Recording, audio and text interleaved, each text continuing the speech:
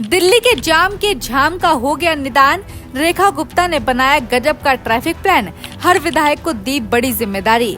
15 दिन के अंदर का दिया रेखा गुप्ता ने अल्टीमेट।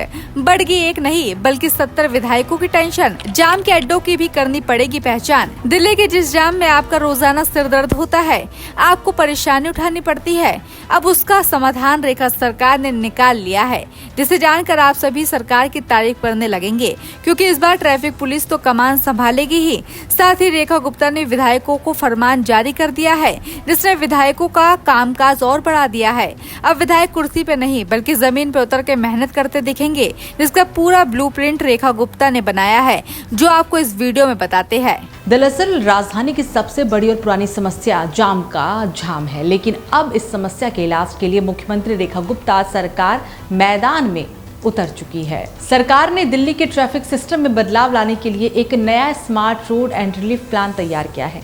रिपोर्ट्स की माने तो इस प्लान की सबसे बड़ी खासियत ये है कि अब दिल्ली के हर विधायक अपने क्षेत्र के जाम वाले अड्डों की पहचान करेंगे, उनका सर्वे करेंगे और समाधान भी पेश करेंगे। मुख्यमंत्री ने राजधानी के 70 विधायकों को ये जिम्मेदारी सौंपी है और साथ ही एक सख्त निर्देश भी जारी किया है। 15 दिन में रिपोर्ट तैयार कर दे, यानी अब हर विधायक को 2 हफ्तों में अपने इलाके का ट्रैफिक रिपोर्ट कार्ड भी सौंपना होगा।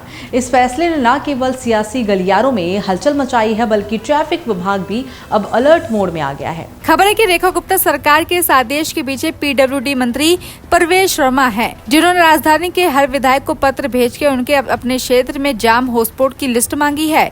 पत्र में साफ कहा गया है कि जहाँ ट्रैफिक सबसे ज्यादा जाम होता है, वहाँ जल्दी फ्लाईओवर, अंडरपास, चौड़ी सड़कें या नालियों को काम शुरू करा जाएगा। दिलचस्प बात यह है कि ये प्लान सिर्फ ट्रैफिक तक सीमित नहीं रहेगा। सरकार चाहती है कि विधायक स्कूल, अस्पताल और सरकारी दफ्तरों से जुड़ी सड़कों की पहचान करे, ताकि वहां पहुंचने से लोगों को दिक्कत न हो। यानी रेखा सरकार अब सिर्फ सड़क नहीं बना रही, बल्कि एक स्मार्ट कनेक्ट सिटी का रोड मैप तैयार कर रही है। बता दें कि सरकार को अभी तक 3 बड़े फ्लाईओवर प्रस्ताव मिल चुके हैं, जिनमें सबसे अहम मंगोलपुरी का है। यहाँ से सामाजिक कल्याण मंत्री रविंद्र इंद्रज ने नया फ्लाईओवर बनाने की सिफारिश भी की है। उन्होंने अपनी रिपोर्ट में लिखा है कि मंगोलपुरी, रोहिणी, पीतमपुरा और नागलोई जैसे इलाकों को जोड़ने वाला ये इलाका हर सुबह और शाम जाम में डूबा रहता है। सुबह ऑफिस और स्कूल टाइम में हालात इतने बिगड़ जाते हैं कि लोग आधा वक्त ट्रैफिक में बिता देते हैं। रविंद्र इंद्रज ने सरकार को लिखा कि यहाँ फ्लाईओवर बनाना बेहद जरूरी है, ताकि पश्चिमी दिल्ली के लोगों को राहत मिल सके और राजधानी का यह हिस्सा भी जाम मुक्त जोन में शामिल हो। पीडब्ल्यूडी सूत्रों के मुताबिक इस क्षेत्र में ट्रैफिक घनत्व सबसे अधिक है। ओसाना हर घंटे में 25,000 गाड़ियां गुजरती है। ऐसे में फ्लाईओवर बनाने के बाद ये संख्या बढ़ेगी, लेकिन ट्रैफिक फ्लो और स्पीड 3 गुना तक बेहतर हो जाएगी। वहीं दक्षिणी दिल्ली के विधायक भी पीछे नहीं रहे।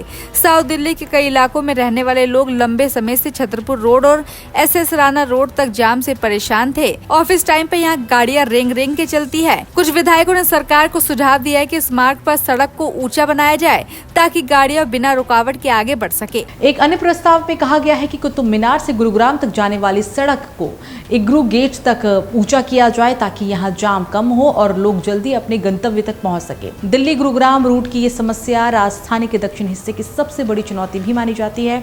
अगर ये योजना लागू होती है तो न सिर्फ ट्रैफिक का दबाव घटेगा, बल्कि रोजाना लाखों लोगों का समय भी बचेगा। बताया जा रहा है कि विधायक की रिपोर्ट आने के बाद विभाग की टीमें ग्राउंड पर जाकर सर्वे भी करेंगी।